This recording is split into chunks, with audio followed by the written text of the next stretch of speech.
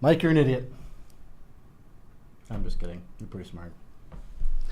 That triggers the same part of the brain that we refer to when we talk about negativity bias. Big thing in investing.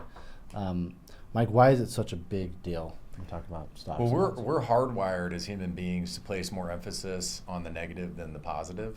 Daniel Kahneman won a Nobel Prize for quantifying this, and it's basically you will feel twice as bad about negative criticism, information as you would feel good about something that was positive. And so it's something that a loss or a gain or a comment like he's an idiot. Right, a 10% loss is twice as mentally distressing as a 10% gain would make you feel good.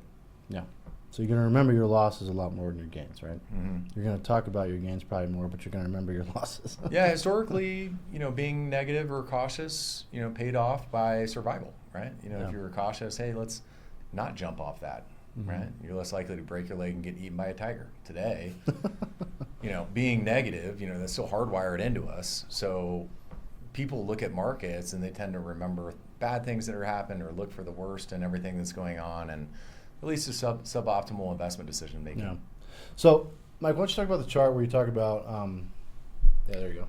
Yeah, so the chart that we're looking at here, we just wanted to look at the data. And what this illustrates on the top of the black bar is the length on the x-axis and the increase in markets following bear markets. The below that line is the duration and in depth of a bear market. And what we can see from this, and this dates back to 1973, the average bull market we see for 70 months, so a little over about 6 years, and the average return is 221%. The bear market, 14 months, and the average decline is about 38%. So it pays to be a positive person, and literally pays. So knowing this, what we can do is keep that in mind to screen out too much negative information and take it with a grain of salt.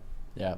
So you look at that chart we just looked at, and it's, if you stay negative for too long, you're going to miss on that bear market. Or excuse me, I hope you miss the bear market. You're going to miss on the bull market if you're living in the bear market for too long. So try not to let the negative emotions get the best of you. We just talked about this in another video. It's really hard to avoid this with the media because if it bleeds, it reads. But if it bleeds, it leads. Bleeds, it reads. Bleeds, it leads. Yep. It rhymes. Either way. Tomato, tomato. So don't stay negative for too long. Keep your chin up.